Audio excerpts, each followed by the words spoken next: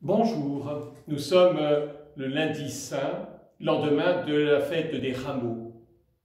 La liturgie de ce jour continue cette opposition violente entre Jésus et des personnes, entre Jésus et des autorités, entre Jésus et des intérêts.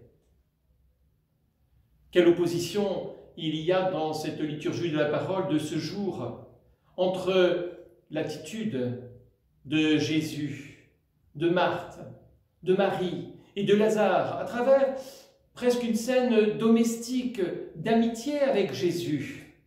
Ils se retrouvent, ils sont amis.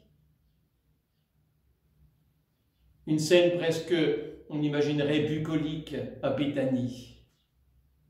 Et puis voilà que Isaïe nous donne la description de celui qui est envoyé par le Père, celui qui est prophète, celui qui est serviteur. Celui-ci est plein de douceur, de gentillesse, de non-violence, mais aussi de détermination, et il réussira. Face à cela, face à Jésus, face à Marie de Béthanie, à Lazare et à Marthe, eh bien voilà ces hommes, ces grands prêtres qui veulent sauvegarder leurs intérêts. Judas qui veut voler, continuer à voler dans la caisse et qui s'oppose à l'onction. Alors, que nous dit Isaïe de ce serviteur? Eh bien, ce serviteur sera un élu de Dieu, sera choisi par Dieu. Il a toute la faveur de Dieu. L'Esprit de Dieu repose sur lui. Quelle sera sa mission? Proclamer. Proclamer le droit à toute la nation. Comment? Sans crier, sans hausser le ton, sans briser le pauvre et le faible. Il sera fidèle dans la mission que le Père lui donne. Il ira jusqu'au bout de la mission. Car dans le Père, comme le dit le psaume de ce jour, eh bien dans le Père, ce serviteur met toute sa confiance. Moi, le Créateur, je fais de toi, serviteur, la lumière des nations. Les aveugles verront, les captifs seront libérés, et les ténèbres laisseront la place à la lumière. À côté de cela, nous avons cette noirceur en Judas, dans les grands prêtres.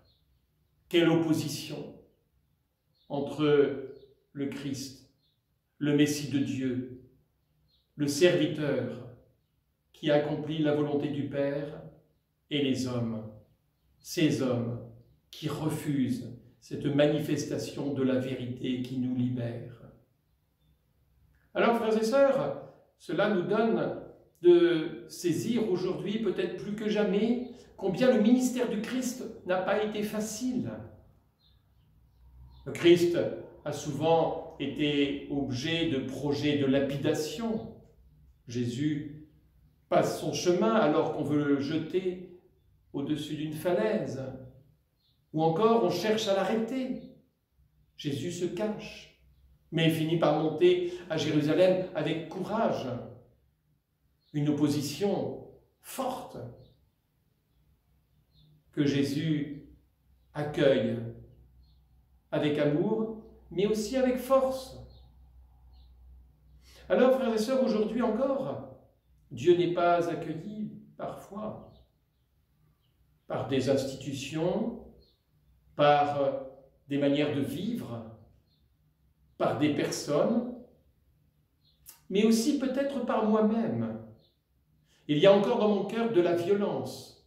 Il y a encore dans mon cœur des refus de venir à la lumière. Il y a encore dans mon cœur des refus de me laisser libérer. Dieu ne le fera pas par la force. Il le fait simplement, comme nous le dit saint Jean dans l'Apocalypse, en frappant à la porte de nos cœurs. Celui qui ouvrira, alors nous y entrerons, nous y ferons notre demeure.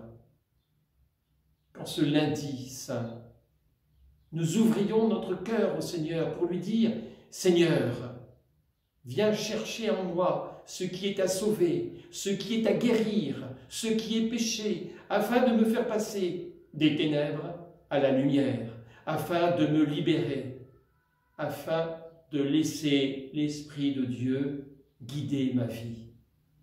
Oui, viens Seigneur, viens nous sauver. »